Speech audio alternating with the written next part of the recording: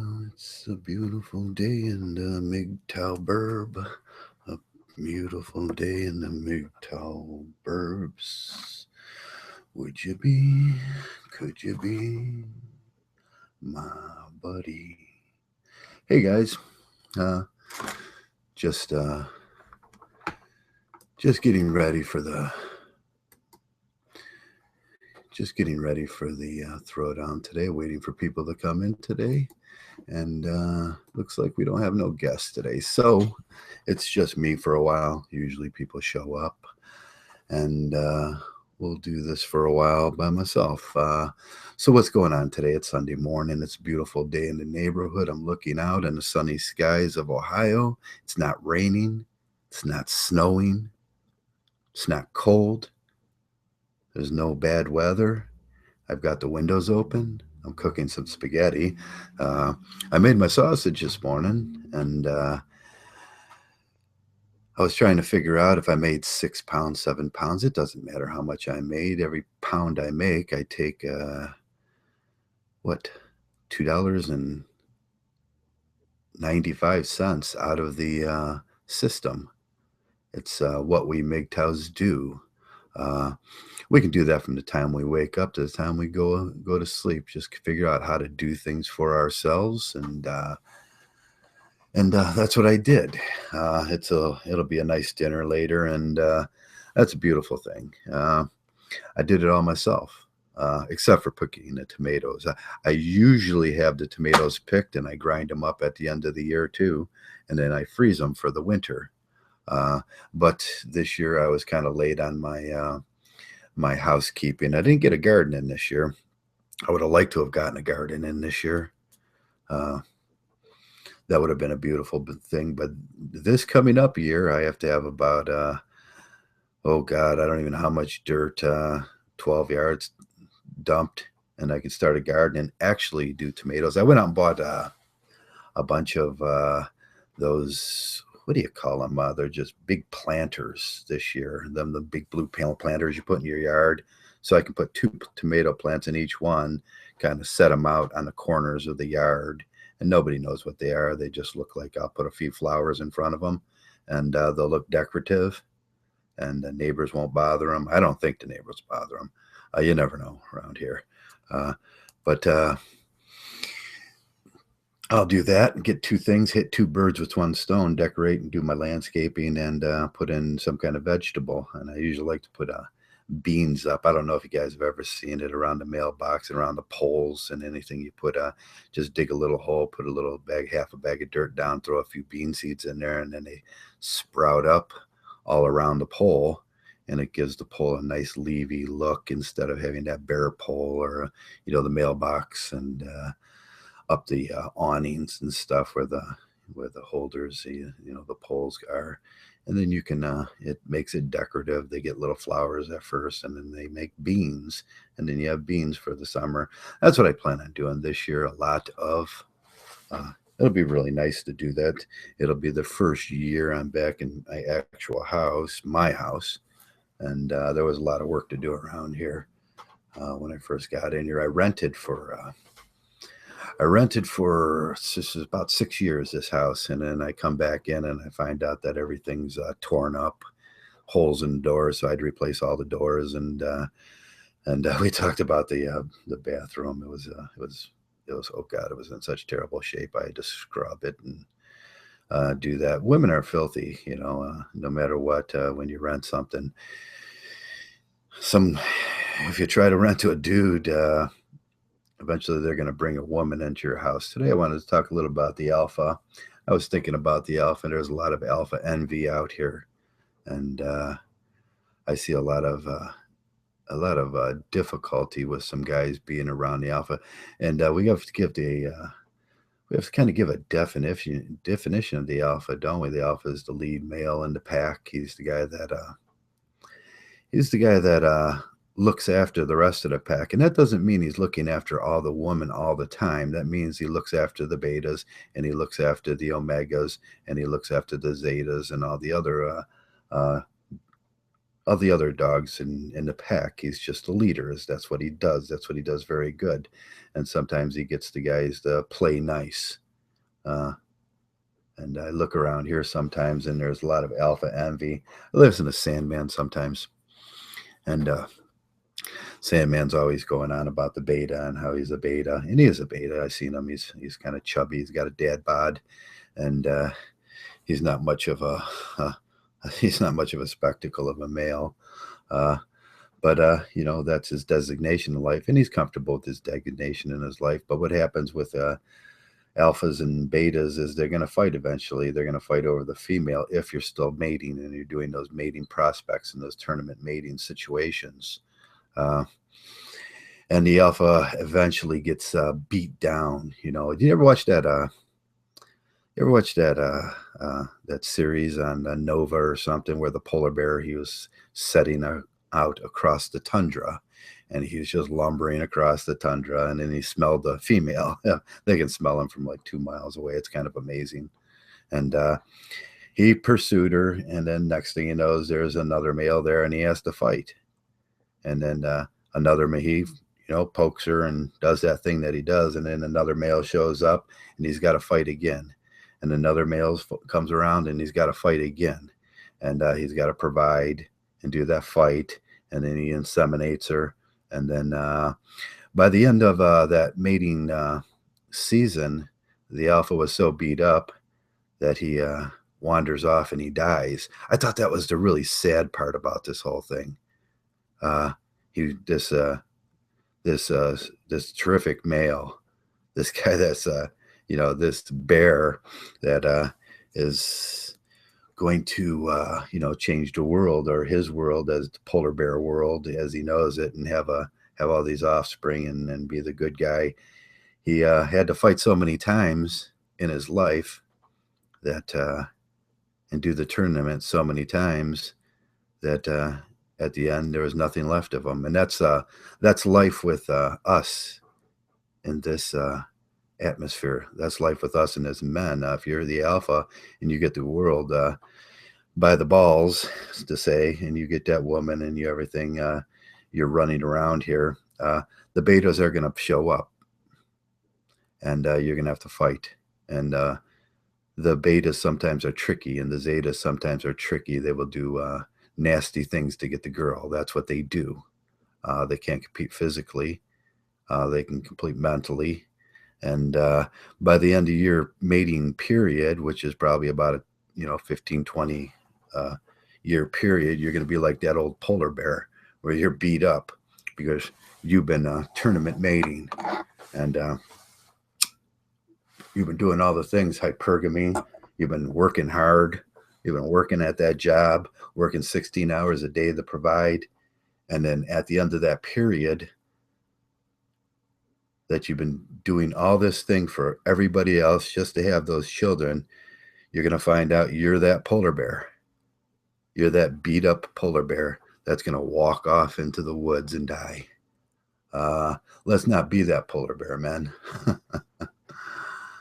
When we get around here, and sometimes we omit the alpha, and most of the guys concentrate on the beta males, and with Sandman and stuff, you get, if you are a bale, that you're the beta male, that's what you're going to do. You're going to concentrate on the beta male, and we got the zetas and the omegas. But I'd like to talk a little today about the alpha male and his duties, and how the human alpha male is. Hello, Shining. Greetings, brother. Greetings. How art thou? Oh, good. I was just mumbling on about the alpha. I didn't mean to interrupt you. And yeah, that's okay. I was mumbling about my spaghetti this morning, and making. Yeah, I enjoyed that video. I couldn't help but think maybe it was a competition to war horses. Last couple of cooking videos, or cooking, as I say in Scotland. We're doing a cooking tournament, huh? I don't mind that at all. I think it's a change of pace from the more serious or more academic stuff that gets bandied around Mgtow. Yeah, I just wanted to show the guys how they can save $2.59 a pound on their meat every morning. or every day. Yeah, unfortunately, I think I've run out of meat in my fridge. I always like to finish everything before I go shopping again. It sort of Yeah, gives me a validation to say, well, you can get whatever you want now because the house is empty. So, yeah, uh, that's what I pushed it this month. I did the same thing, and I looked at my refrigerator one day and there was nothing, and I looked at my freezer, there was nothing, and I was like, oh shoot! Then I had to clean my fridge out, so I cleaned it. That's a good time to clean too. You when know, there's nothing in there. yeah, you get the bleach out and you look at those old condiment bottles and you go, I don't know if this is still good. You taste it, and Oh, you bleach your fridge? yeah, I bleach my fridge. Wow, Uh, it must smell nice. Normally, yeah, fridges they're really bad. I they're don't really know. bad smelling, aren't they? Yeah, especially when you've turned them off to move them, and it's got no warm, and you can really smell all those Yeah. years of storing food in it. Oh yeah, yeah. You got to do a few things a year with your fridge and bleaching it, and that water runs to the bottom basin. There's Mm. pellets you buy, and then you pull out the tray where the water tray is. You got to clean that out and blow out your after around spring. I'll take my fridge outside and Mm. I'll tip it upside down or tip it sideways. I'll blow out all that dust out of the bottom, clean it up real good. You know, make sure everything's nice and clean down there because that water goes down in there. That condensation goes somewhere, you know, and Mm. it gets kind of nasty smelling. Right around this time in the winter, you kind of going, what is Well, that? I know. The US fridges are much bigger than the UK ones. When I was over in the US years and years ago, I mean, your refrigerators are, I don't know. Do you still call them ice boxes over there? I But know. they're huge. They're double the size of the UK ones. Yeah, we call them fridges. I like to keep a nice, decent size one, but not this last one. I got was absolutely too big, and there was my brother's wife had when they came and stayed with me. She was like, "You got to get this one," and I didn't hear it, so I bought it, and it was absolutely too big for the area it's in. But I like a nice 15.4 for a single guy, and I don't Yeah, know. they're quite important fridges. It's like how did they cope before fridges? You're I thinking, don't know. You know what? You got the ice makers now too, and you have to have that if you can have a drink. I know. I mean, how necessary are they for modern day life? It just sort of makes you think, isn't it? I mean, how would you cope like if there was no electricity? I mean, I know in the past they used to salt their meat. They used to salt everything, so that's how they Yeah, used to preserve their meat. But I mean, the milk you'd have to drink it straight away. yeah. Or get a cow, I guess. Well, they all had a cow back then, didn't they? Yeah, everybody had a Everybody cow. I wish I could get a cow. Yeah. Yeah, a cow. Yeah, but you need I forget how much acreage. I think you need at least a half an acre for feed for a cow a year. I wonder what kind of problems I used to have back then with the cat. I mean, I know. I mean, reading some of the old scriptures and stuff, it's like they used to have like fallouts and arguments about pasture rights. So, your neighbor would argue with you because your cow would like graze in their part of the land. Grazing. Oh yeah, yeah. Free ranging rights. That was a big issue. That was a shit. We had a Oh, war wasn't that what was going on over in Oregon? They were here. talking Yeah, about, we're allowed to graze, our animals allowed to graze on public land, stop messing us about. yeah. That was always the deal. If you were a rancher and there was free range, uh, that kind of you incorporated that into where your cows would graze, and then you shared it and split it up if another farmer needed. And that was always the deal. And we had back in the 1800s, we had the free range war about that. It's like no, you gotta distribute the water evenly. We gotta all act as a community here, and a few people didn't want to do that, so they started shooting at each other. Mm, I can imagine. I mean, I guess like tribal feuds would start over something like that. I mean, Oh yeah, yeah, and what happens if one of your cows gets stolen? I mean, the cows would be like valuable assets back then. It would be like having I don't know, a car or something, a car that produces food and stuff. And then you'd have to, you wouldn't have any of those vaccinations. So if your cow got sick, oh yeah, I yeah. mean, what exactly could you do? Yeah, cows are important. I'd like to get a cow because a cow produces. If most people don't know this, it's 1,200 pounds of milk a year if you're if you're milking it properly, and that goes to your butter. You can make cheese from it. You can make you have your cream and your milk, and that's a percentage, I think. And then what happens when you slaughter your cow? It's like Oh, you need to eat that meat pretty quickly. You don't have a fridge, so you if salt you didn't whatever have a you fridge, can. yeah, You salt whatever you can, and I don't know. I guess you could try and trade it, trade the jerky. meat. Yeah, Yeah, dry it. Yeah, dry it. dry Smoke it, it. preserve it, can it, bottle it. Yeah, if you But you still run out of space, wouldn't you? I mean, could you imagine storing a cow in any room? What yeah, you're kind of? not gonna. Yeah, oh, the cow's not coming in my bedroom. But even a dead cow, it's like, would Oh you yeah. store it out in the outhouse? I mean, Oh yeah. Meat stores very well. You can age your beef for a long period of time. Actually, you just hang it, and there's yeast. Natural yeasts in the air, and then once that attaches to the outside, it develops a layer, and then that preserves the beef. If you ever had preserved beef at a steakhouse or aged beef? I just remembered, there's some people that still eat that stuff. They still eat that rotted, preserved Yeah. meat and fish. I mean, I was watching a program called "An Idiot in Japan" or something. It's this British Okay, yeah, guy I've seen that, called yeah. Carl Pinkington or something. He's one of Ricky Gervais's friends, and he's Yeah. a complete nonce. And they send him, all over the world to experience different cultures and societies.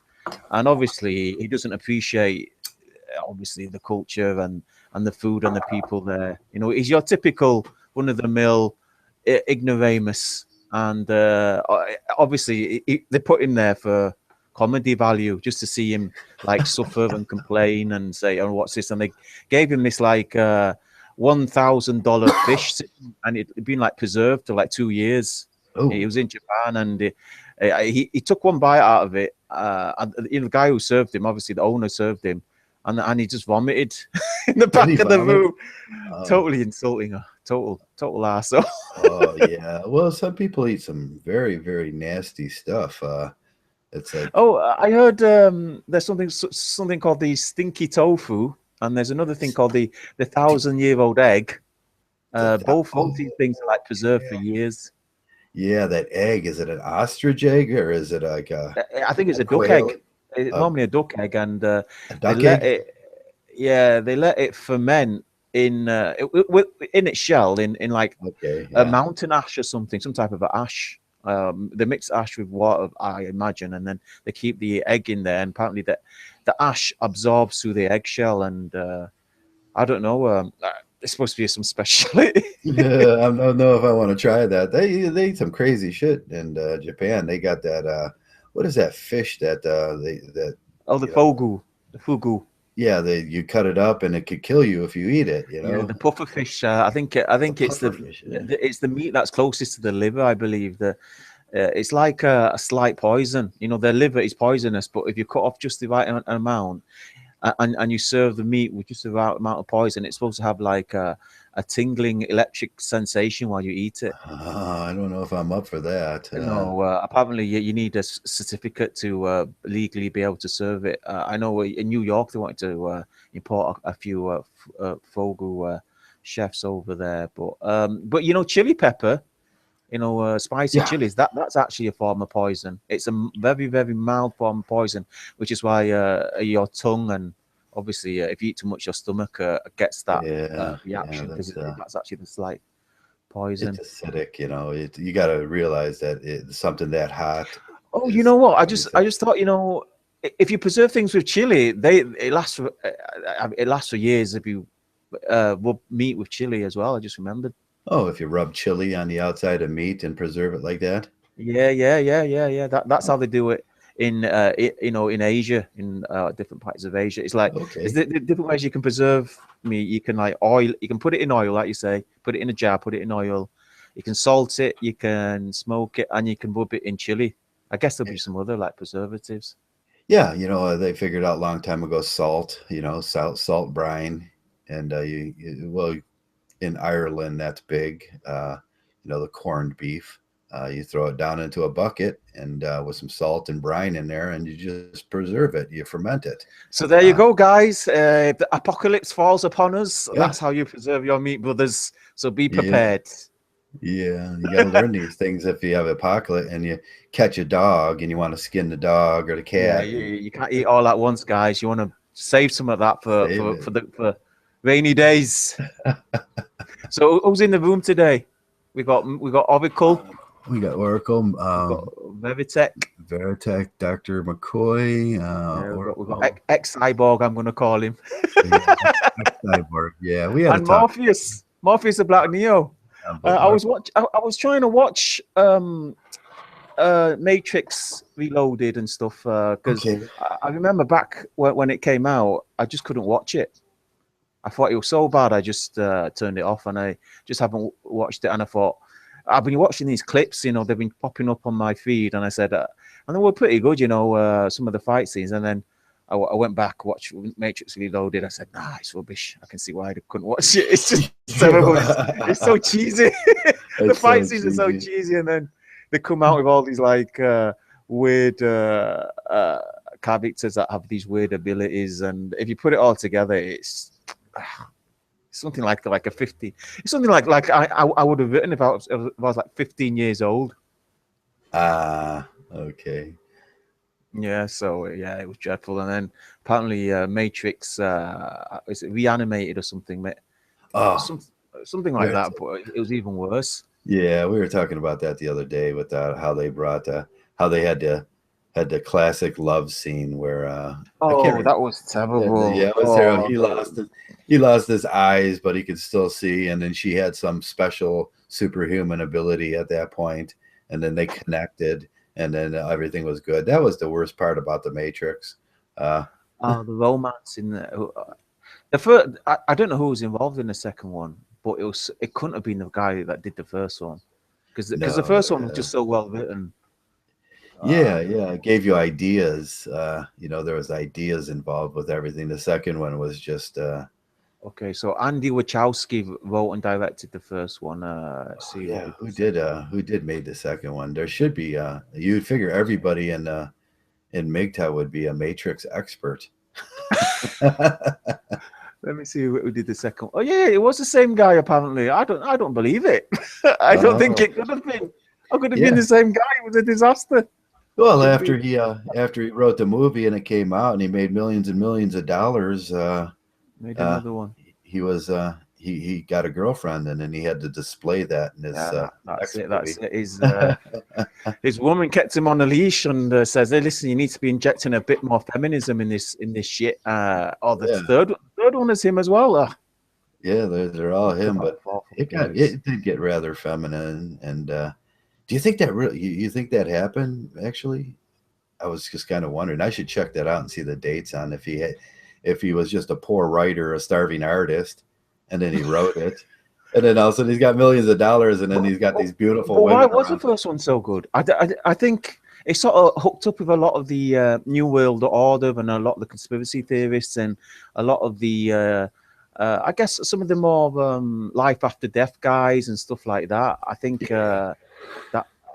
but I don't know. I think the first one was just so. The idea of the Matrix was original, and people were breaching, kind of dancing around it, weren't they? What was that with Roddy Piper? I love that film. Yeah, you're talking about They Live. They Live. Yeah, they kind of danced around. Yeah, a teenager, and I just never forgot it. It's one of those films that just never leaves your head. 1988, I think that came out with. Yeah, they're in with the internet, the age of the internet and the Matrix, and yes, it's everywhere around us now. I don't, it's just idealism. That was we use like the terminology derived out of those films, like the red pill and the red pill, stuff like that, and to refer to the fact that we've been sold this lie that if you work hard, you pay your taxes, if you get married, have kids, that you'll be happy, and this is the ultimate happiness. But it's not true. It's just not true. No, it's not. In fact, I still get guys saying, you guys, referring to us, you guys, you've had kids, and we want to experience that. I'm telling you now, guys. You're not going to have. You're going to have children, and you're just never going to see them again, or you're just never gonna see them. You're just going to suffer for the rest of your life, seeing them like once every fortnight, and then losing them again. You're not real. You're not going to have your own children. You're not. Yeah, I always say men can't have children. No matter how much they try to delude you into when her belly's all fat and she's like, we're having a child. No, we're not having a child. You're having a child. Oh, and I hate it when she uses that against you. It's like when she wants something from you, or she wants you to do something or to sacrifice something. All of a sudden, it's like, what are you going to do for your kids? Yeah, they're your kids, and then obviously. And then it's her kids whenever she wants to impose her rights. It's a terrible situation to be, guys. Now, I heard a guy in divorce code actually say that. He's like, hey, I thought they were my kids. When you needed something, you always said, yeah, what you're going to do for your kids. But when the government do that too, you know, when you're talking to like the social services and all the government, they do exactly the same shit. It's like you know, it's like child support. Your kids give the child support to your kids, and then when it comes time for you to see your kids, it's like they're her kids. Their kids, yeah. There's a double standard. We always say there's a fixed double standard for that, and it's the shaming. You know, your kids, you made them. I didn't make nothing. She sperm jacked me. It's very sad situation, guys. You can't win. You know, these guys thinking that they can play the game. These guys thinking they can surf the matrix. They've got it hacked. They got it hacked. This term now coming out. It's to hack everything. To hack the pussy. To hack the gutless guyness. Yeah, new lady. Who released that video? There's some Mgtow channel that's got a video called Hack. Is it TFM? Is he listening? Was it you, bro? Or did you invite him? Oh, yeah, he's invited to this chat. Yeah, I invited him in. He's probably listening. He always listens. Let's shame everybody who we invited. Oh yeah, I invited. Who did I invite? Heartburn. What's happened to Heartburn? Come on, brother. What's going on there? He went on break. You made that pasta video. I watched that 3 times because it's quite deep. You know, a lot of things I said in there. You can't just. It's not one of the things you can just like glaze over. You've got to really inspect what he's saying. He made that, I think it was an hour and a half video. I've not seen the guy since. Maybe he's gone in hiding. Oh, he got a girlfriend. Got a girlfriend. That's normally the case, isn't it? It's like when a Mgtow vanishes, he's normally got a girlfriend, and then all of a sudden, his next video is about, maybe we need to. There's something to this male mother need. We need to, men need sex, men need to touch, and all of a sudden they're talking about, hugging. Talking about the PUA. They're talking about PUA, as I said. PUA, yeah. PUA is the new term. Who made that video? You kept calling it PUAs. That guy, I don't know who that guy is. I don't know. I watched it. He's like 40 years old. Yeah, he was like, now PUAs. Because I'm a PUA. Did he found a PUA, or he was a PUA? No, he said he's still a PUA, and he says Mgtow are part PUA. Part PUAs. Did he call Mgtow's mega? How does double G? He pronounces it Magtows, or yeah. I don't know. Some British guy. It just shows you how new it all is, though, isn't it? I mean, I know you heard me say this, but Mgtow's quite new, and I think it's growing exponentially. But yeah, we're going to get guys that just don't know what they're talking about. Oh, guys message me all the time, and they've learned a couple of words, and they're talking about mangina and simps and shaming and social justice. And he doesn't know what any of them mean. The guys keep throwing these terms at me, and he doesn't know what they mean. Yeah, that's a funny one. Do you get the guys that come around and they're brand new and they need to explain it to you? Yeah, they need to tell you how it is, and they're trying to teach you all sorts of stuff. They're trying to teach you stuff, I had a comment this morning. Somebody stalking me on some other page, and he was trying to teach me about male validation. It was like I didn't know about that, huh? Yeah, I mean, I don't mind talking to these guys, but it's like as soon as you bring up the argument, one guy, obviously they're always trying to hit me with this immigration stuff, and I know guys that you know, that are immigrants. I know guys from these countries that these immigrants are coming from, and this guy trying to lecture me about these same people. They're trying And to lecture you. when I try to explain to him some of the more apparent facts, the guy says, "Oh, well, you just need to research it up yourself." Because there's the internet. You need to go search it yourself. Yeah, you're right on the internet. Go get it yourself. I ain't your Go get it yourself. And I'm telling him, no, this is how it is. So why don't you explain to me your argument? He goes, "Oh, this is my last comment to you. Just go on the internet and search it for yourself." Yeah. Bloody hell.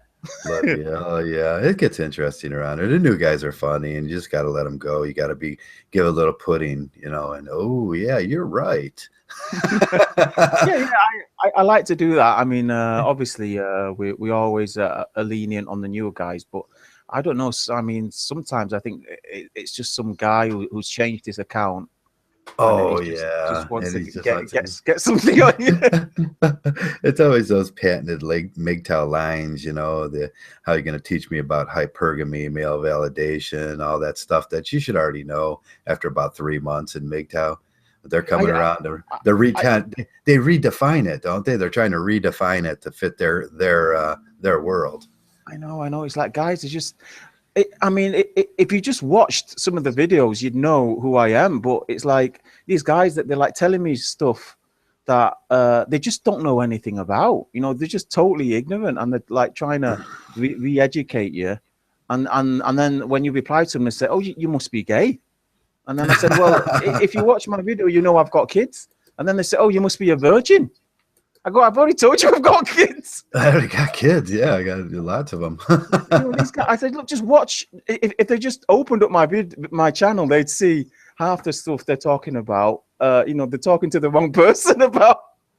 Yeah. But yeah, I think what it is, people they find out like one or two truths and they just jump on that, and then they ride that bandwagon with whatever's already in their head. And it's a pity. I think people need to be a bit more open-minded. People need to be. I think who was it? I think was it last week? No, it was on. Zeta's last podcast. I think it was Black Morpheus who was asking about what are the conditions or what are the first steps for doing the monk code. And I said the first thing is you need to unlearn everything. I mean, the fact that you've discovered that you've been lied to all your life should at least like open up the possibility that perhaps you've been lied to about other things as well. Yeah, that's true. I was just looking at your in the control. I added you to the control room, and I was trying to figure out your sound is going from left to right in my ear, or whether it was my headphones breaking down or you're moving around in a room. Left to right. I don't know what I can do about that, my friend. I'm afraid if I touch the apparatus, it might self-destruct, but I'll give it a go. Okay, you got it back now. It was some static there. There you go. Oh yeah, we had that problem about a while ago. Oh yeah, I get that. I get shocked from mine. I'll be sitting there with my hand up there once in a while, and then all of a sudden I'll feel this little buzzing on my hand, like oh. Where are the rest of the guys anyway? Where's Male Feelings? Yeah, where's Male Feelings? He's stuck out 2 weeks in a row. Yeah. He's the coward. I'm calling him out the coward. The cowards. What's going on with this guy? He's hurting our male feelings. Yeah, hurting our male feelings. Yeah. Where's James Denton?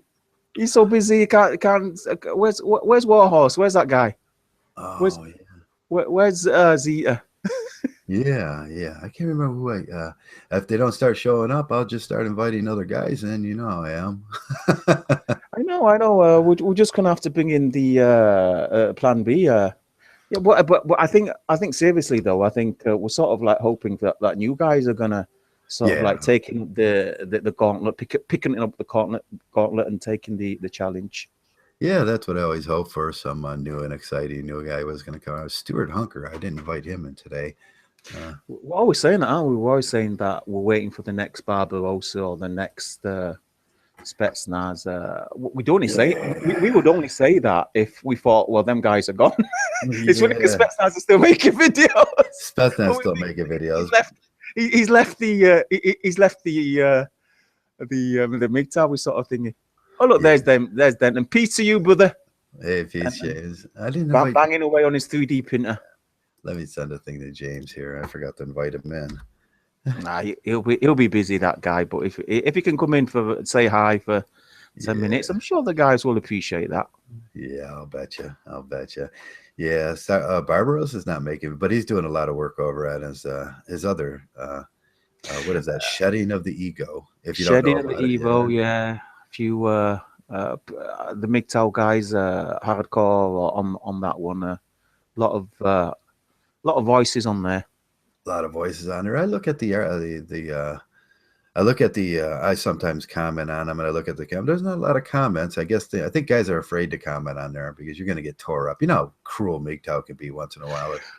Well, maybe we can change that. You know, we don't want to be known as cruel men in Mgtow, do we? We want to be known as. I mean, what kind of image do we want to portray in Mgtow? Friendly, masculine. I mean, masculine doesn't have to be linked to being cruel, does it?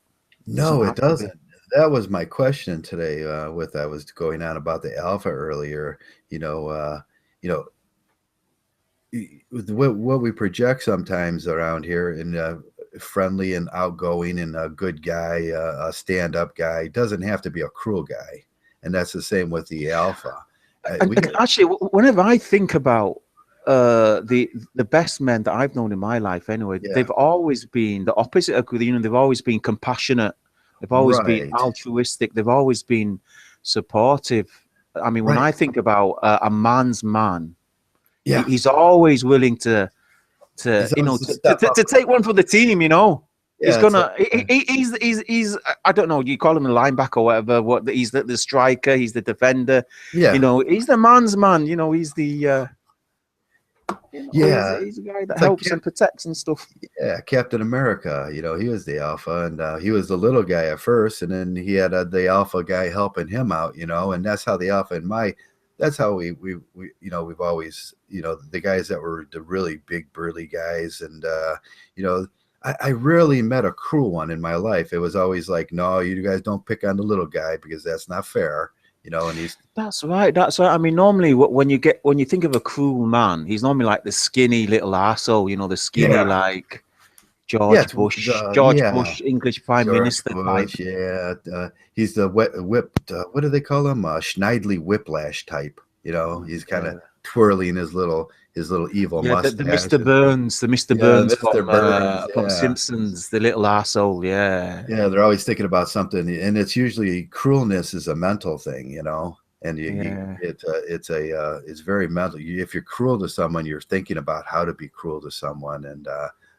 what to do, and you have to it's something. Being cruel to somebody is something you have to plan and think about, isn't it?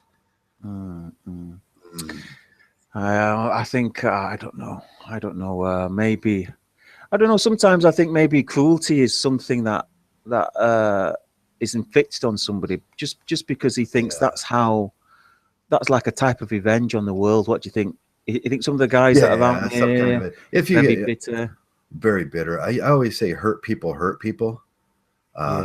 So, you know, them guys, they're usually whatever spurn, you know, grew that, whatever, you know, spawned that, usually made a pretty cruel person. And that goes back to their motherhood, their childhood. Like Dr. Evil says, you know, his mother, you know, took him out in a burlap bag and beat him. That's why he's like that. It was just a joke that he made, but that's true, you know. Well, number one, I don't think any baby is born evil. I think quite often people that have cruel child. I mean, there's no one rule there's no like consistent formula to what makes someone cruel or cold-hearted.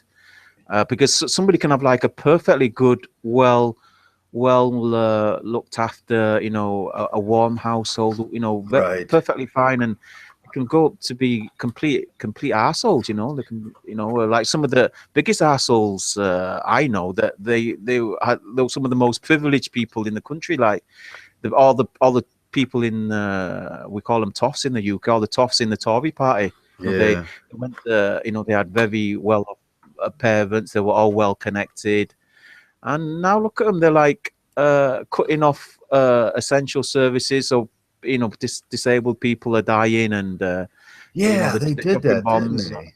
They Yeah. cut off services for disabled people. That's when the people, that's when Head Start have to start, flying in your country, because that's when they truly don't understand, isn't it? Mm. And then you see, so there's no one rule that fits all. It's like I guess it has very But much to do with that yeah, person. but that's the convenience of the continuing terror law. Because if you say, these people are out of touch, and the rich people are just, they're punishing poor disabled people, and that's when we have to start cutting heads off. They're going to go, "Oh, you're a terrorist." I know it's It's the convenient war on terror, so they can use it against you. No, you got to be nice. But these people are torturing disabled people. yeah, exactly. Talking today with the weak, the poor, That's and fucking terrorism, isn't it? yeah, these assholes are so heartless. And I was thinking, I was watching some YouTube channels when these guys are doing social experiments with like the homeless, and they found, like, the homeless are some of the warmest, kind-hearted, kindest people. And I was thinking, does difficulty make for good character? I mean, if you look at most of the ex-fathers or the fathers in Mgtow, I mean, these are some of the guys that really, in my opinion, some of the guys that have the most apparent sincerity when it comes to helping out other men. I mean, these are Yeah, the guys yeah. that donate the most, are most outspoken, and these are the guys that have been shafted the most. And I think Messenger's got a couple of videos on this issue, but this issue that oppression and going through difficulties and trials sort of gives you, I don't know, maybe an impression of what it's like, and empathy to what other people are going through. Now, I would have said that if it wasn't for the fact that there's some guys that go through that and they just want to put it on other people, Right. like I said, there's no one rule for everybody. Yeah, you get the man up guys. There is no run rule, and it's very difficult because we have two. It seems I always say there's two types of people. There's the man up guys that'll just tell man up, and stop costing me taxes, you baby daddy, and Mm, stuff like that, and that's all they see. Uh, mm, but most of the guys I know that have been through it, like you said, they're very compassionate. They've seen it. You can't know what it's like to be a slave until you've been a slave, and then once mm. you develop that empathy, you're like, oh yeah, now I understand a lot more than I did before. I know certainly that they did do.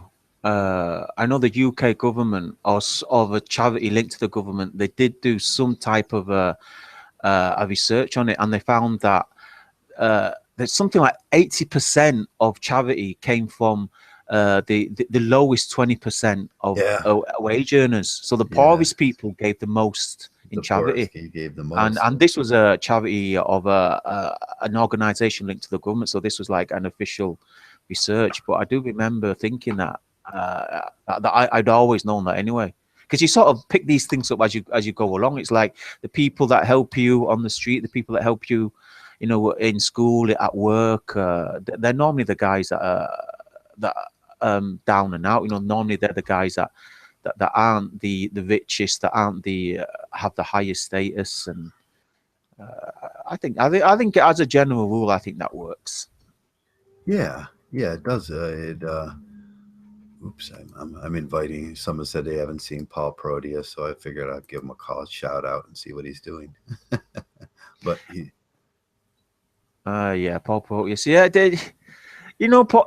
Yeah, Paul's old Mgtow, old friend of ours, and he sort of yeah, vanished. He was. Yeah, he was doing best when he was on my podcast. oh When he was yeah, hanging out with us, he was doing his best, and then yeah, he vanished off with some mysterious unknowns, and then he's vanished. yeah. You What's see, his guys. avatar look like? You see, guys. Your company means everything. Keep with good company, guys. Yeah, you guys. Uh, Someone answer me. What's his avatar look like? Is that the guy with the shadow in the background, or is it the? Oh, I don't know. I think he changed it. He's got a couple of accounts. Just give me about 10 minutes. I'll be right back. Okay. So Shiny's going off to do something. I should have made myself a cup of tea before I started this, or a pot of coffee or something. I usually do that. I put my spaghetti on, so I'm gonna have to go check that soon. And Mgtow Oracle has reminded me not to burn my dinner while I'm talking on this thing. While I'm doing the podcast, I often do that. I'll turn some water on, or I'll turn something on, and it's like, oops, wow, that smells terrible. But that's the way I am. I kind of forgetful at my age in this thing. But how is everybody else? Hey, is the weather warm in your area? I know it's like going on 55 here today, and I know it's got to be really nice in Florida for James and Warhorse and all those guys. And I don't know where you're going, but it was sunny. It was so sunny yesterday. It wasn't that warm, but I opened my front door, and I got this big glass door. It's a big glass storm door, and the sun was just shining right through that. So I sat down on the floor in front of the door, and I had a cup of coffee, and I was just soaking that in. It felt so nice. I was just kind of the dog was laying next to me, and we were just kind of laying there in front of the door, letting the sunlight hit us. It was like one of those moments in my life. That's nice to do. I like doing that on spring days. Go out in the backyard and kind of just lay out in the sun and take it in. It's like, oh, that feels so good. But after winter, you get this vitamin D deficiency. And I always try Spock, take your vitamin D, or not McCoy, take your vitamin D if you're in one of these areas that you get that vitamin D deficiency in your life. I know my son does really bad. He gets moody. And I was like, Dave, take your vitamin D. And he often tells me he feels better after it, and he can't understand it. But that's our body's getting to understand your body is a good Mgtow thing. We take these introspections. We say that we take these introspections. We really mean we take introspections. We're not just going and sitting there and going, what's my brain thinking? What's my brain thinking? No, you're looking at all the parts of your body. Veritech, it's 70 and sunny there. Oh, you sound like you're Southern. Man, I lived in Virginia for, when I was in the Army below Washington, and then I traveled up to Washington to do duty at the White House and back. And it was really nice. Around this time of the year, everything started, it was horrible for like, a month, and then it started getting sunny. And then the spring broke real early down there, and then down South Carolina and down to Florida, the spring breaks earlier. You get the flowers and that beautiful, pleasant 70-degree weather for it seems like months and months and months. I haven't heard anything about St. Madman 103. No, me neither. But the weather's been nice. It's nice here today. I have all the windows open. I'm cooking my spaghetti and the sausage I made this morning, and I have all the windows open. And Dougie, he's trying to get out the window over here. My dog Dougie, he punched a hole in the screen. That little fucker. He flies. He does this thing where he jumps at the window, and a couple times he went right through the screen, and now I have to replace all those screens that he punctured with his face. He's half retarded, old Dougie. But I tried to get Paul, but Paul won't come up. Paul Proteus won't come up on my G Plus. I don't know this new G Plus system since they've been doing it. Not everybody discontinued their G Plus page and rebellion. So if I tried to punch you in, I can only punch you in through the G Plus page, and that won't come up. And that's it makes things a little rougher when you're trying to track down somebody. But Paul Proteus would be nice to come in, and anybody's welcome to come in. I think I was supposed to send out an invitation sometime this week to Veritech. I don't know if that was Veritech that was on the last week's, or was it Thursday? Somebody said they wanted to come in, but no one ever sent me a notice on that. So you got to send me a notice if you want to come in. And so I can hook up with you on the G plus area. So we have a little box chat, which I can just send a private invitation to. Ah, you're in Arizona. Arizona's nice. Who else is in Arizona? Mgtow's in Arizona. I, and Arizona, you got Arizona State there. That's the another bastion for feminism. Are you close to Arizona State? Hey, quite a few. I see quite a few videos, Mgtow videos coming out of Arizona State. Another bastion. We have Oberlin College here, about 5 miles away. And if you guys know about Oberlin College, it's a stronghold of feminism. I used to like to go down there and sit in the park and watch the black squirrels. They have black squirrels that run around in the park area, and they're kind of unique to the area. And they have one flying squirrel, which just kind of flies across from tree to tree. They say there is no flying squirrels in Ohio, but there is. Scientists haven't caught up to that fact yet. But the black squirrels are cool. They're some kind of I don't know if they're genetically modified squirrels or not. But they're fun to go watch. And then I get my coffee at the coffee shop there in Oberlin, and then watch the feminist rallies, and they just shout out patriarchy, and it's kind of I should go down there with my camera one day and get it on film for you, so you see this when they have one of their little marches or their little events. And it's crazy to watch those things, and it would be good to put it up. Everybody loves to see those feminists acting all crazy. It's always good to go down to your local college and see what the feminists are doing, and because they're really doing something bizarre most of the time. Now Oberlin had they had the football team in there that had lost every game for like 10 years, so they have the school record, or the college record, for losing. And then what the SJW Warriors did is, it was the Oberlin Indians. So they said, no, you can't have that name. So they made them change their name, and then they won a game, which was, they blew that record. So you back yet, Shining? Yeah. Just having a quick look through the films. There's not many good films that are due out. There's a lot of rubbish No, about. they went into a lull, because I was looking and it started. They pumped all the fall films out, and then they stopped, because there was supposed to be a few new films coming out January and February, but There's just nothing there I'm looking forward to. There's nothing there. yeah, they're kind of, you know what they're waiting for? They're waiting for the summer, spring, classics, like whatever they're going to put out, whatever mega film. They want to catch the drive-ins too. So they don't want to put out a film now, which is going to be inside of a theater, and no one really wants to go out of their houses, and no one wants to do that right now. But in spring, everybody's going to want to go to the drive-ins. I've noticed a lot of the independent companies are releasing their own stuff, like Netflix and Showtime, and the Sci-Fi channels are starting productions as well. Yeah, that's all inside entertainment, where you're sitting in front of your TV, and that Netflix is starting to do a good job. I really love their one series. It's the werewolf series. I can't remember. Series. Yeah, they got a werewolf series where the guy's a gypsy werewolf, and they got the mother. Oh, look, a nice little feminist film, self-proclaimed feminist film is coming out. It's called Ukraine. It's not a brothel. It's at a brothel? Yeah. Oh, it's already come out.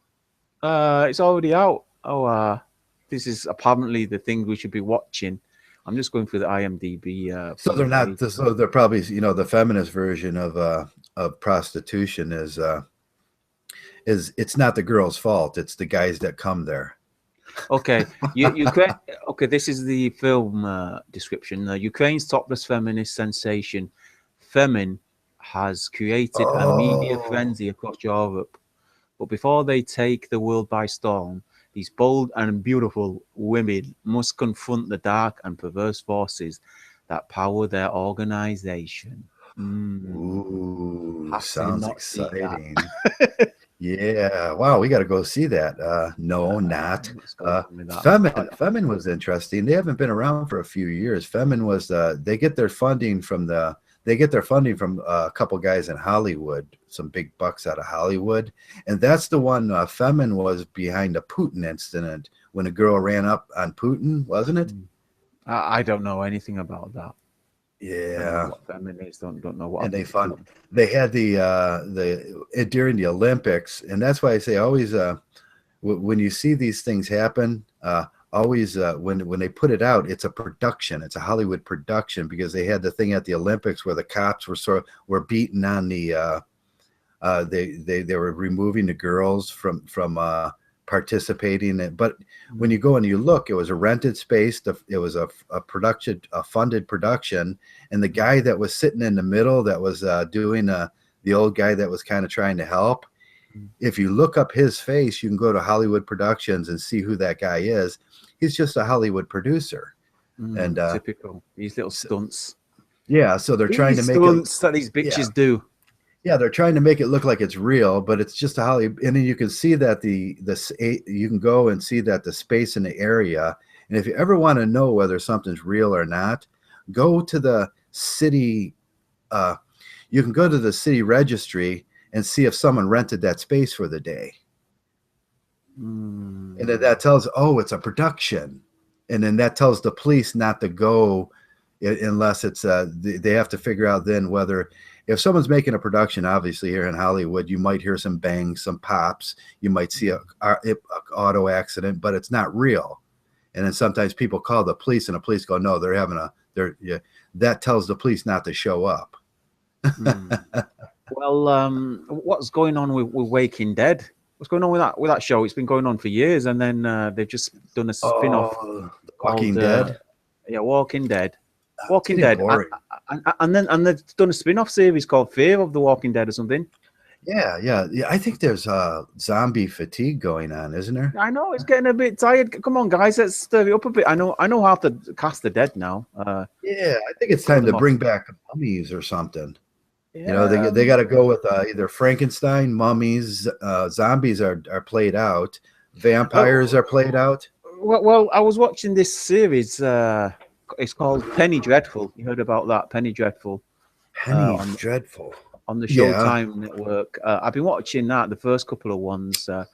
That was pretty good. It's set in 18th century London. And they've got like the Frankenstein story in there. They've got the Dorian Gray story. They've got the Nina Harker vampire story in there. They've tried to fit it all in, but yeah, they got to rotate the stories because you can't stick on zombies. Zombies is getting old. I don't know. It's the same story, just like regurgitated. It's like, come on, let's do some. Let's make a Mgtow film. Let's do a Mgtow film. What kind of a film would a Mgtow film be? Well, all the girls are zombies and are trying to castrate. They feed on cock. I think a Mgtow film, it'll be like I don't know, a guy brought up by a single mother, and he's like being taught chivalry, and his mum's telling him, oh, you should always treat a woman right and all this shit. And then he finds a girl, he gets dumped, breaks his heart, and then eventually he gets married as a kid. So he gets taken through divorce court. He gets falsely accused, gets put in prison, serves a month in prison. He gets raped, he gets bummed in prison, and then he comes out of prison, and he goes back onto the PUA. How does that sound as a Mgtow film? Yeah, there was a really good Mgtow film. I think Matthew McConaughey played in it. Let me look it up and see what the name is real quick. It came out like last year or 2 years ago, and it's he plays a poor guy in a neighborhood and in a southern neighborhood, and they're not going to tell me all of his films. Jesus, Wikipedia, you're so useless. In fact, you could take any guy from Mgtow, any current Mgtow channel personality, and you could make a film out of his life. You could really. I'm just thinking now. Yeah. All the guys. We could take your life and we could write it verbatim, and we could turn it. You could take my life, and you could write verbatim, and it'd be a better story than some of the crap that these guys, the Hollywood's coming out, and now you could take Messenger's story, you could take, you know, Heartburn and what's his name, Third Finger Monkey. Both their stories are quite intriguing. Yeah. You know, Yeah. it's full of betrayal, full of lies. It's full of rising from the ashes. It's full of man facing adverse situations and events, and coming through it, trying to keep some sanity. It's really some of the stories around here. I mean, forget the films. I mean, just listening to some of the Mgtow stories, it's edge of the seat stuff, guys. Yeah. That film I was thinking about with Matthew McConaughey is Mud.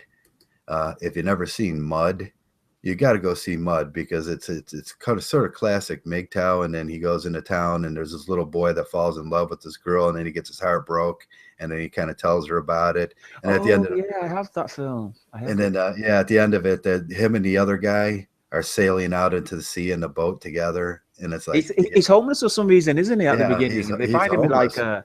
like a tent in the woods, and they're scared. He's waiting for this girl to meet him at a hotel, but she's cheating with some other dude, and then it's got a lot of little Mgtow things with it, and then at the end he just kind of drives away into the sunset on this boat, and it's like, that's a beautiful Mgtow ending. I don't know. I still like the idea of converting one of our stories, and maybe I'll start writing. Yeah, hey, if you write the story and you write it in a screenplay and send it to Hollywood, you never know if they'll pick it up. Someone will pick it up and write a book about it, and now you'll be the next Stephen King or. Yeah, like the sound of that. I mean, I've been watching a few films about false accusations. False accusations, yeah. That's why I did the video, A Father's Rights.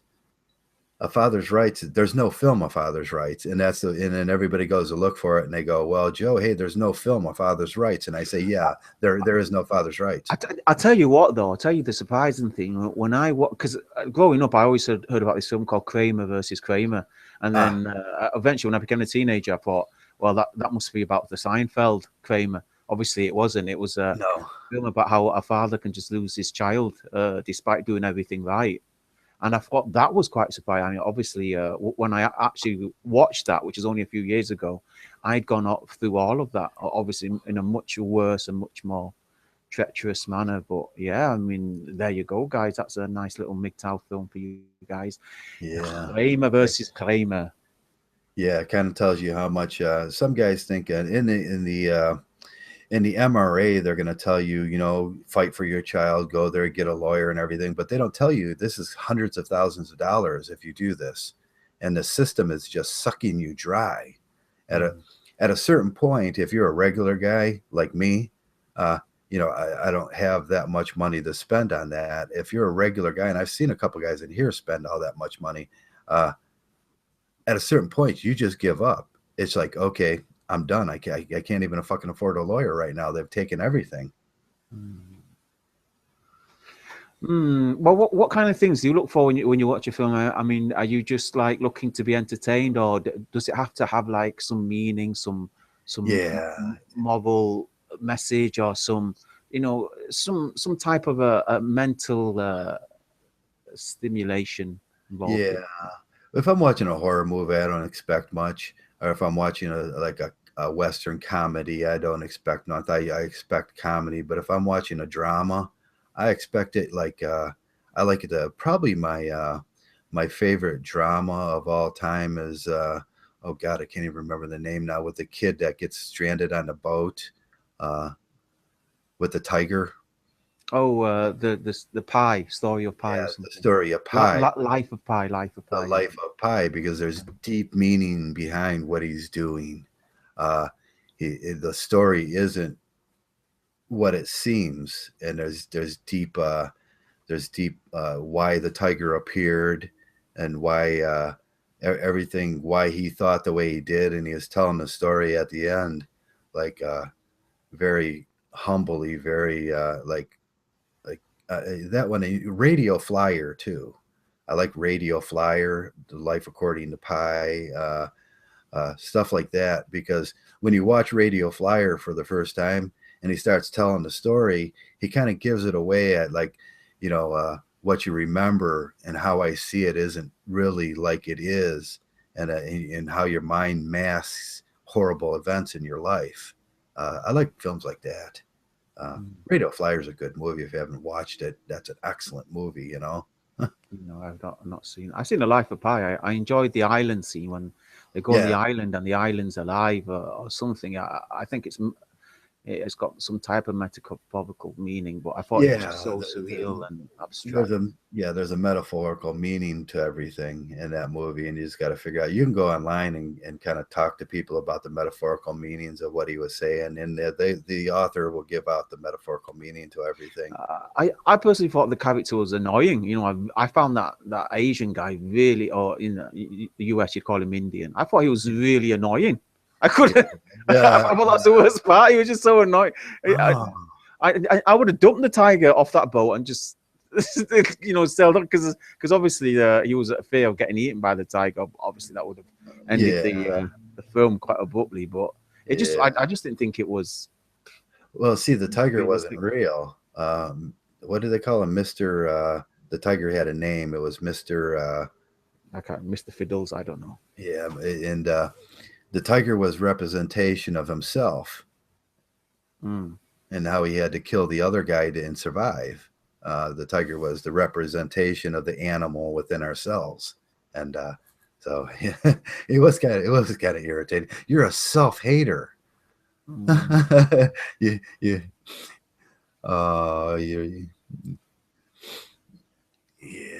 And then he had to catch fish for the tiger so the tiger wouldn't eat him. Yeah, the tiger wouldn't eat him. Now I didn't understand that part. He was catching fish for himself so he wouldn't eat himself, or something. I'm not sure what that meant. But hey, we hear horrible stories of men stranded for months out in sea. And I heard one guy. He was stranded out with no boat. His boat sank, and he basically used his trousers as a flotation device, and he was floating there for something like. I don't know, I think 2 weeks or something. Yeah, that's got to be horrible, He had to eat live fish or something. I don't know how he survived for 2 weeks floating in his trousers. It's floating in his trousers. You tie the ends of your trousers and blow air in them. You blow air and then wrap it around your neck. Yeah, wrap it around your neck. That's a good idea. Have you seen? Survive? No, it's called Castaway. Have you seen Castaway? Castaway is good. Yeah, with Tom Hanks. Yeah, I love those kind of films. I knew I'd love them. Oh yeah, Tom Hanks film. I like the one when he's in the airport. I didn't think it was as good as what's it called now? He plays the Russian guy, and he gets. Yeah, I enjoyed that, and then he gets. Some parts were kind of unbelievable, but probably thoroughly enjoyable. He didn't want to break the law by skipping immigration. Yeah, I did enjoy that film. I'm trying to remember. Yeah, some of Tom Hanks's movies, they're good ones, bad ones. Probably the best movie was, what is it, Big? I liked Big. Oh, I loved that film. I watched that when I was a little kid. Yeah, he wishes he was old. Now. Yeah. Wow, yeah. What, in fact, doesn't that bring back happy memories watching it? Yeah. Were you a kid when Big came out? I remember my kids watching Big. Yeah, I was a kid. How old was a teenager? Yeah, I was a teenager. I was like 11, 12 or something. Yeah, I remember getting that movie for my kids, and they loved it. One of their favorite movies. And Chucky came out around that time too.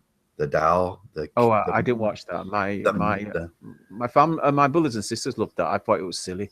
Yeah, you really expect to get scared of a murderous doll. A murderous doll. Yeah, it's kind of went passe and everything, and it was goofy, and they tried to interject surrealism and comedy at the same time, which never goes off really big with me. But my kids, my boy liked that. Every time we would sit down for Friday when I got home, and we go, well, what movie we were going to watch? He'd run right over and Chucky. I wanted to watch Chucky all the time, and then we'd suffer through it for the 40th time. My favorite my favorite horror film, I think the only one I can think of, apart from Evil Dead, of course, I can hear all the cheering going on there. We're Mgtow, a bunch of Evil Dead fans, Evil Dead, great yeah. horror. But I think the one that comes to mind is The Conjuring. The Conjuring. If Okay. nobody's seen The Conjuring, it's based on true events. As far as I know, the main events that did actually happen. But no, I did enjoy The Conjuring. It sort of matches up with some of the supernatural beliefs as well. So it's very interesting. If you're into that type of a thing, it just matches up. I know I can hear the atheist scientists yelling at me right now. Shut up, Shining! Shut up! But no, if you like to explore some of that extra dimensional creature type of a thing, I think The Shining does. Not The Shining, sorry. That's a Shining. The Conjuring. The Conjuring. The Shining's a fantastic film as well. Conjuring, sort of like as that go-between. Yeah, check it out. Okay, yeah, I just watched a movie the other day, but I can't remember the name of it or the girl's name that was in it. It was the name of that Tom Hanks film when he's in the airport is called The Terminal. The Terminal, yeah. Who was the woman in that? I think it was that. Who was that woman? Oh God, she's hit the wall now. Catherine Zeta-Jones, that's it. Catherine Zeta-Jones, yeah, she's hit the wall. Waxed the wall, man. Woof. Whacked the wall, huh? That's a Selena Gomez. Like a bug hitting a windshield at 80 miles an hour. Did she hit the wall as bad as Beyonce? Or I've not seen any images of Beyonce. That was at the Super Bowl thing. Everybody was like, "Who's that fat ass girl there? She's disgusting." And then I realized it was Beyonce. I was like, "Ooh." Yeah, I'm just looking at Catherine Zeta-Jones and Catherine Zeta-Jones. She sort of looks like an office lady, you know. She like like the type of office lady that you just don't want to, that's on a constant period bitch. She's just bitter about everything, and the middle-aged woman that nobody wants to talk to because she's just so bitter about everything, and then she's got like one friend who, she sort of validates herself because she's nice to this one person. And that's all that matters. Okay, yeah. You can tell I've got experience with middle-aged women. Yeah, middle-aged women are horrible. Yeah, something happens to the women. I think they say it's like menopause, but I think they're just bitchy because they can't manipulate men as well anymore. Yeah. Did you watch Interstellar? Did you like that? I couldn't get into that. I tried to watch it like I think I tried like 6 times to watch that film. Could get by. Matthew McConaughey is it again? Matthew McConaughey, yeah, he's a good-looking man. He's just, You think? I don't know. But I don't know. I couldn't get into that film. I just couldn't watch it. It was like 2.5 hours as well or something. 2.5. Yeah, it was quite old. It got it dragged at times. It dragged a little bit. Yeah, but new films. What is coming out? I can tell you what's coming out. It's a load of rubbish though. Let's have a quick look at the trailers. A film called Okay, that's not even a film. A new Captain America is coming out. I don't know, sometime this year. Some kids stuff. Oh, Ghostbuster 2016. Is that out yet? No, there's the film in it as we speak. Warcraft. The Warcraft animation's coming out. I'm actually sort of half looking forward to that. Because Blizzard, the people that program the Warcraft game, their graphic design is amazing. Just their artistry, their writing. They're just fantastic group of game developers, but they've been trying to make this CGI film for a while, and it's going to be difficult. It's not easy because it's for people that don't know about Warcraft, it's like a war between World of Warcraft, humans and orcs. So it's like a Lord of the Rings, and that's been done, and how they're going to capture that dynamic between the orcs and the humans fighting and trying to make it believable. I And think they'll get it because they could do so much now with the CGI, and it's just I know, but you need a good story. I mean, it doesn't matter how yeah, you got to have beautiful a something writer. looks. Yeah, If yeah, you you don't got have to. a good story and good characters, I mean, you can have like the best actors in the world. It's just not going to work. You know, if people aren't going to get involved in the character, if they don't care whether that character dies or lives, the film's going to flop. If they don't care what happens next or what happens at the end, or if they don't get like little plot twists and unexpected events that pop up in the film, people are just not going to enjoy it. It's going to be like for the Oh people God. that just wanted to take their girlfriend to the cinema. Yeah. I don't know. Now Just I'm not waiting work. for the new X-Men movie to come out and I was looking forward Apocalypse. to that. Yeah, the Yeah. Apocalypse. That's a very difficult character to cast on Oh film, isn't it? Like yeah, yeah. a They guy that, changed him a little. I seen some of the previews on it, and I don't know if that's out yet. yeah, I love all the X-Men films. Big fan of Oh yeah, X-Men 1 and 2. 3 wasn't as good.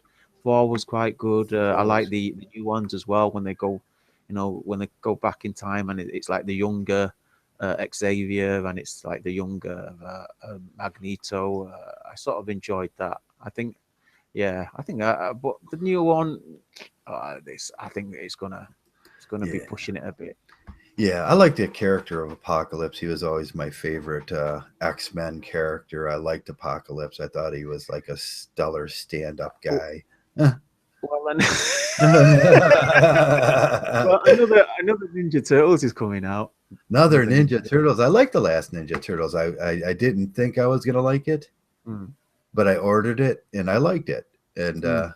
so it was like, oh, I like that because the CGI was so good and everything was, you know, And another remaking of the Jungle Book. the Jungle Book. I see that. Another Disney doing it again. Yeah, And yeah. surprise, surprise, a film also coming out about the same time, A Legend of Tarzan. Oh, Which they're of gonna do course Tarzan again. They're gonna going try to to do do Tarzan. another Tarzan again. Yes. Okay, who's gonna play the part of Tarzan? Because you got to have a pretty buff guy. Let's have a Are they look. gonna have like a social justice warrior playing Tarzan? A feminist, Or a mangina? a male Yeah, feminist. a male feminist. He's a mangina playing Tarzan. It looks like a new actor, Alexander Skarsgård. Okay, I don't know what he looks Never heard like, of him either. Tarzan. Yeah, but yeah, how they gonna spin that? Because Tarzan was kind of like, hey Jane, you know, I'm gonna take. He grabs her and he Rips the knickers off. he rips her knickers off and he throws her into this treehouse he built, and he's like, cook. You know? Samuel L. Jackson is playing George Washington. Samuel Jackson play. Oh, we talked about Samuel Jackson yesterday. How I was disappointed. They had a Samuel Jackson, not Samuel Jackson. Yeah, a Samuel Jackson kind of movies going yesterday on Stars. All right. So I watched a couple of them, and I watched the one when the fighter, and he played a really horrible character in that. And then Snakes on a Plane was a really horrible character. And then they had the next one when he was he grabbed the white girl, and he was like, I gotta have this white girl. And David Chappelle does a brilliant impression of Samuel L. Jackson. You wouldn't think he would, but he does a brilliant impression.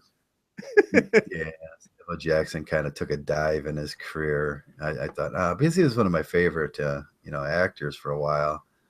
And then those who seek to poison and destroy my brothers. yeah, he had the classic film. What else is okay? There's a Doctor Strange that's coming. I don't know if they're gonna do that's I don't know what they're gonna do with that. And there's gonna be a classic failure coming out, Zoolander 2. Oh, I think that's come out, isn't it? Is that all out already? Is it out already? Oh God, it's available. Is anybody actually gonna watch it? I mean, I'll take one for the team. I'll go watch it. A goofy spoof about a model that got a male model, and I enjoyed the first one. Was quite funny. It's like the bunch of camp male models. They all jump on like the convertible. They drive out to the petrol station. I think did they call it the gas station over in the US? They go to the gas station and they start spraying each other with the fuel with the gas, and then one of them lights up a cigarette and they all burn each other up. That's something, yeah. Captain America's coming out with a new one. I can't wait for that. That's not out yet? I like Captain America. Alpha male. I think the Avengers, the last Avengers had the Captain America, didn't it? Yeah, I just watched the last Avengers ones, and it was with the new characters. Oh, Right. is it the Fantastic Four with the new? Yeah. Instead of that really good looking blonde girl in there. Mm. Jeff Goldblum, and they changed all the characters, the younger characters, and then they backtracked in time. And I didn't think that was very good. It was okay, but it was like, they screwed the story up. And what's this Batman versus Superman? Yeah, I've been looking forward to that for almost half a year now, since it was announced last year. But how are they gonna pit Batman? Are they pitting Batman against Superman actually, or are they gonna? It appears that that's what they're gonna attempt. But the more I see from it, the more I'm losing interest. I mean, yeah, how does that happen? The only thing I can think of is that he builds a new suit, and he must somehow imbue it with like kryptonite or some kryptonite emanations or something, some kryptonite aura or atmosphere or some kryptonite gas to weaken him. Yeah, he says in the preview it says Ben Affleck's going to play the part, which is kind of cool. Ben Affleck's kind of goofy in a way, but he embarks on a personal vendetta against Superman, which is Henry Cavill.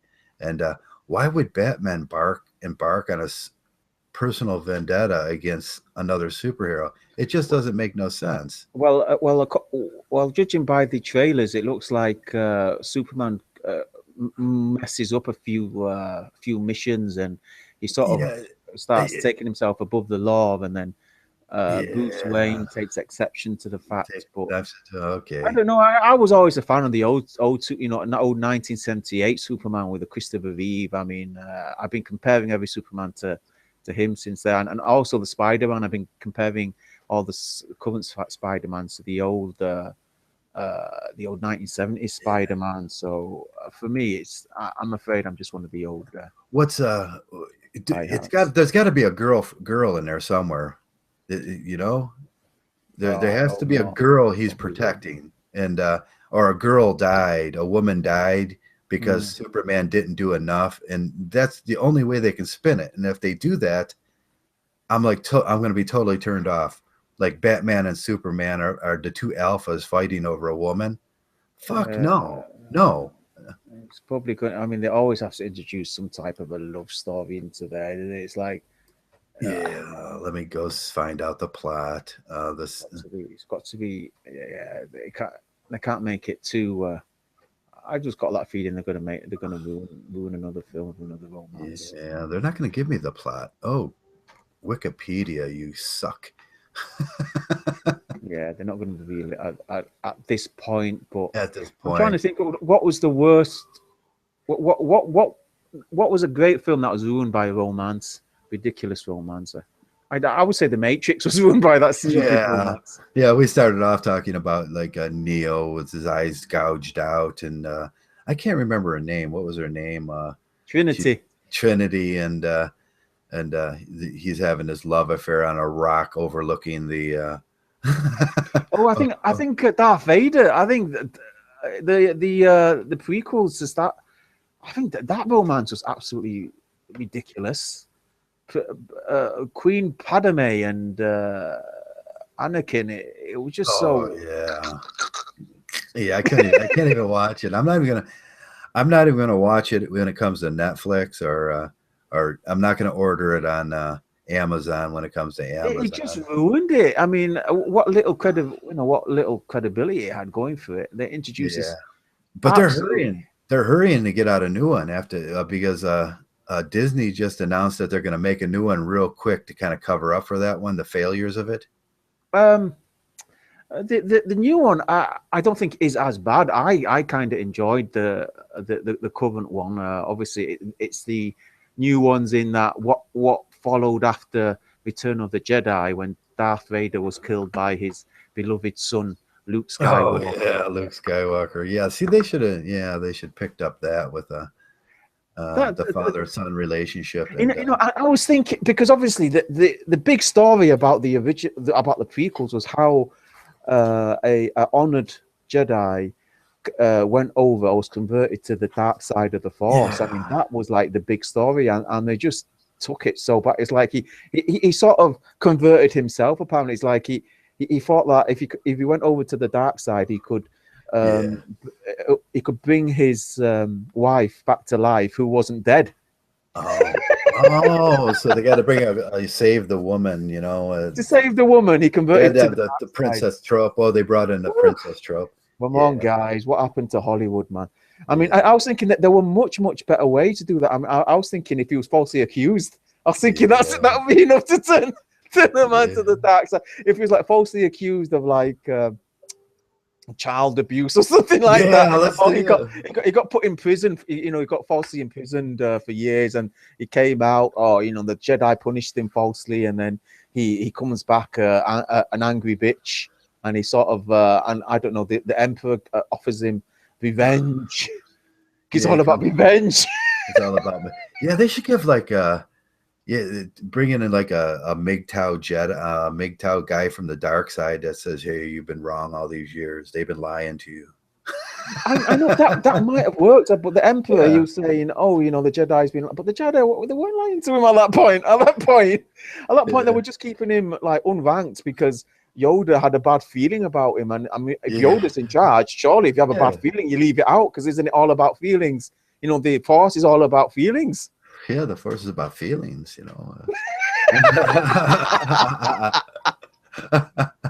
Come on, guys, Yeah, get it together over there in stat. get it together. Make a new one real quick. Yeah. Can you hold for 1 second here? Yeah, I'll hold.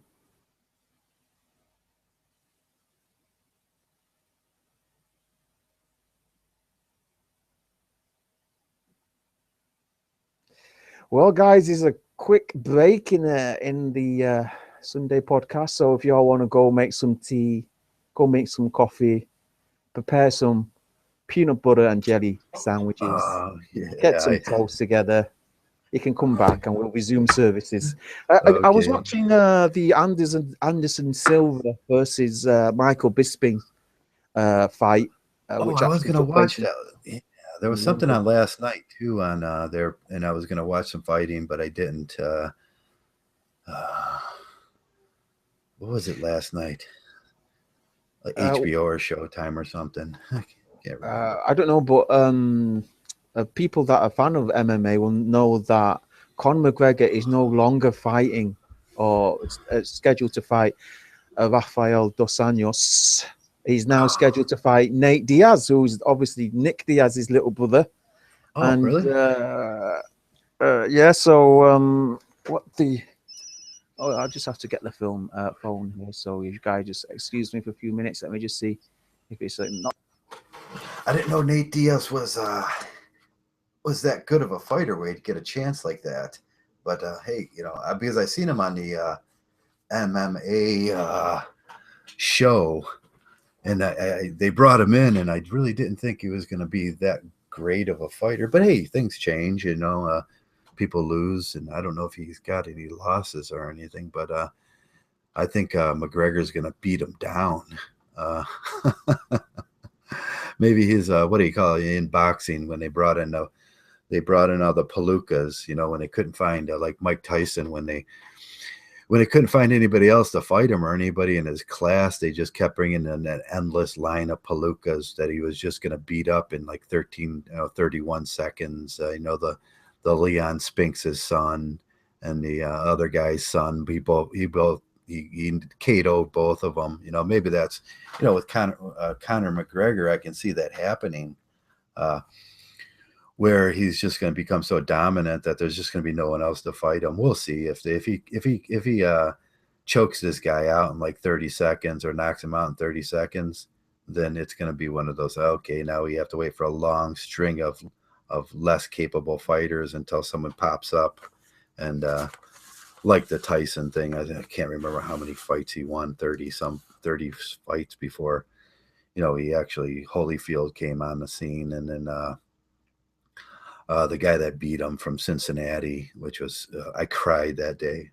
Yeah, I was like, I had all my money on Tyson. It's like, oh, Tyson's just gonna kill him, and then the guy from Cincinnati beat him.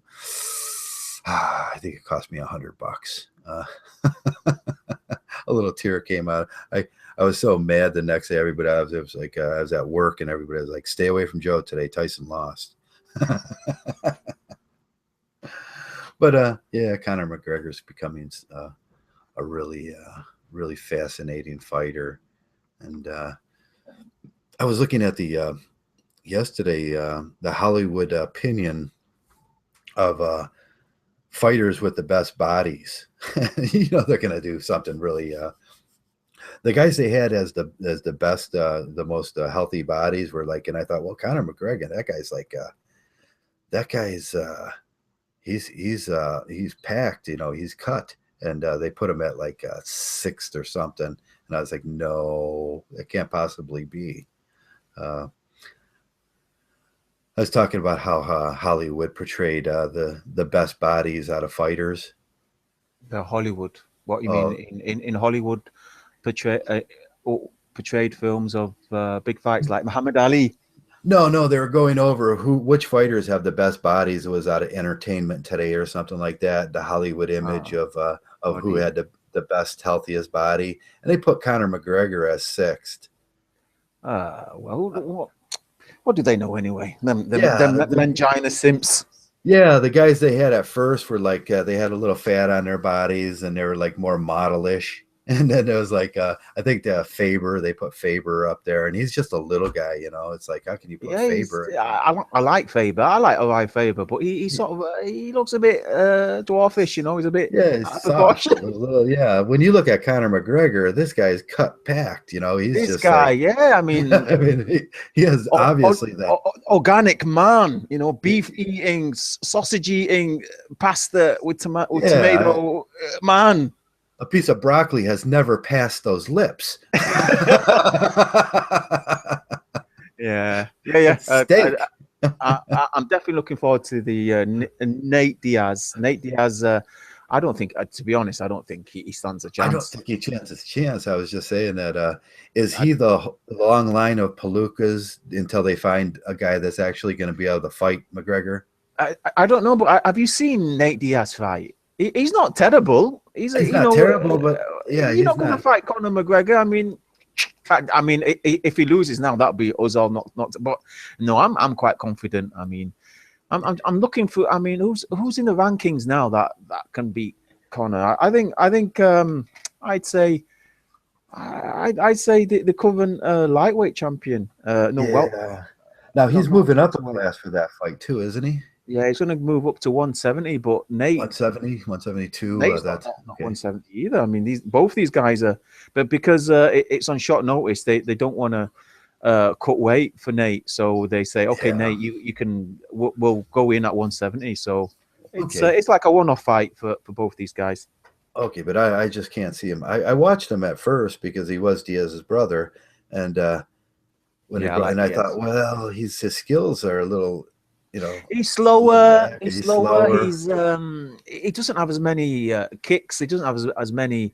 The UFC call it weapons, but it's not punches. Weapons. Kick was awesome, wasn't it? His brother Nick Diaz. Oh, yeah, he had that awesome kick. His number one, his chin was made out of steel. Number two, his cardio as well. His heart would beat. He wouldn't get tired for 25 minutes. He wouldn't get tired, and he'd focus on his boxing, his accuracy. I mean, he was a fantastic fighter. I mean, he won everybody. He was almost undefeated up until the point Carlos Condit knocked him off his pedestal. I loved that fight. I think one of the best UFC fights. I think was it UFC or Strikeforce? I can't remember. One of the best MMA fights was between Nick Diaz and Carlos Condit, and Carlos he basically outstruck the striker. He was picking him. He was doing exactly the same what Nick Diaz does. So his opponent with Nick Diaz, he takes his time. He doesn't overstretch himself. He doesn't jump on and blow his exhaust his gas can. He sort of picks his punches punches, and that's what Carlos Condit did. He just, picked his shots. His kicks were better, and he won on decision, which of course is never a good thing. Because it's always controversial. Everything's subjective. I have to go now, bro. I'll have to speak to you another time. Okay, yeah, we can get ready to wrap this thing up, and it doesn't look like anybody for the week's gonna come in, and Zeta again is out, and so we're gonna wrap this one up at an hour and a half today. Shiny, no one made it in, and I could talk for 2 hours if you want me to. I'm not seeing no immediate responses on that one. We went over movies and stuff, and it's a nice Sunday. I might as well get out there in the yard. I got leaves to clean up today. I don't know about how it is in your area, but over the winter around my house is built up like these mounds of leaves, and underneath my shelter I have a little shelter for a barbecue shelter, and it's just all leaves. And I have to go, you know what I do? This is really, when on a windy day, it is windy out there. Instead of bagging them or chopping them up, I take them and I throw them out into the driveway, and the wind carries them down the street. I'm so selfish, aren't I? I'm so selfish. But hey, the leaves didn't come from, my yard. So I'm just sending them away on their way so they can find their way to the park and have a happy leave life, go to the park. And, but that's what I do with my leaves. I just take them and kind of scatter them to the wind. So that'll be the rest of my day. Just turned off my spaghetti. That's why I took and I'm going to make some noodles now and eat that. And my fresh sausage that I made this morning at a cost-efficient Monkgtow price. And that was great. I like doing that every month or two. Sometimes I buy the big packs of when they got them, the triple pack of the pork on sale, and then they take the skin off the top of it and everything. And that's nice to do. When I buy that, I'll make my pork up for a couple months, 3 or 4 months, and I'll make the sausage. I'll make Italian sausage, and then a mild Italian sausage, and then a fancy Italian sausage, which I made this morning. And then I'll make bratwurst. I buy the packs of the bratwurst mix right from Amazon, so I just dump it in and mix it, and then get the casings, the fresh casings, and make up all kinds. It's coming up spring too, so sausage in spring. That's what I wanted to do this month is when spring comes up here in March and April. Well, I got a couple months here, but I wanted to make some andouille up and some Mexican sausage and some smoked sausage for spring, because that's always nice when you make a fire out in the backyard and you have a couple guys over and you put the beer in the ice, and then you bring out the andouille, and then some nice fresh buns, and some peppers, onions, and or if you're making gumbo, gumbo season's coming up, and you can make some andouille and use the andouille in the gumbo. And but that's all. If you go to a sausage store, you're going to pay $3.29 to $4.29, up to $5 for some of this stuff you can make at home.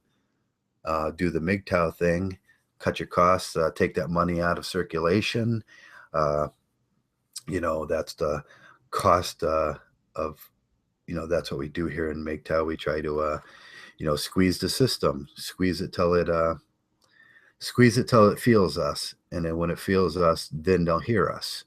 And that's what we do around here. So there's idealism behind the video. It's not just a cooking video. There's a little idealism how to run your Monkgtow life, so you take money out of the system. And with that, guys, New Proof Morpheus, Dr. McCoy, Shining, thanks for being in. Debo, nice seeing you there.